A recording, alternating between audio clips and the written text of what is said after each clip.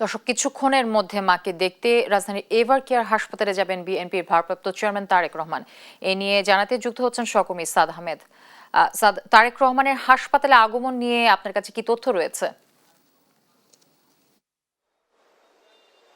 আমরা এই মুহূর্তে রয়েছি রাজধানীর এভার কেয়ার হাসপাতালে। যেমনটি জানেন, এখানে কিন্তু বিএনপির ভারপ্রাপ্ত চেয়ারম্যান তারেক রহমানের আসার কথা রয়েছে।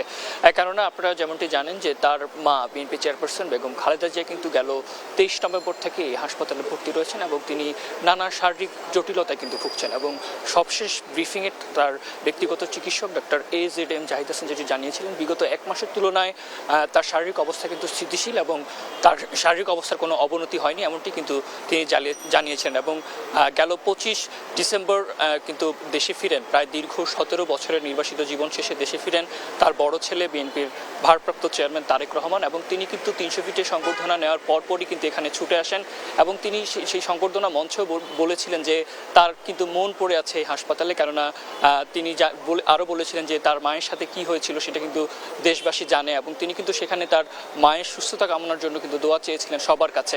এবং আজও কিন্তু এখানে তার আসার কথা রয়েছে এবং আজ কিন্তু তার কয়েকটি কর্মসূচি ছিল।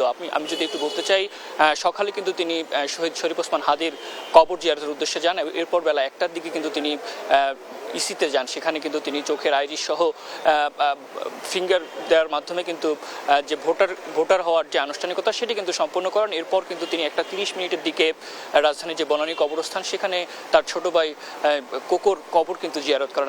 এরপর কিন্তু তিনি তার বাসভবনে ফিরে যান এবং সেখান থেকেই কিন্তু তার এখানে আসার কথা রয়েছে। তো ঠিক কখন তিনি আসবেন এই তথ্য কিন্তু আমরা এখন পর্যন্ত নিশ্চিত হতে পারিনি। তো এই ছিল রাজধানীর এভার কেয়ার হাসপাতালের সামনে থেকে আমার কাছে সর্বশেষ।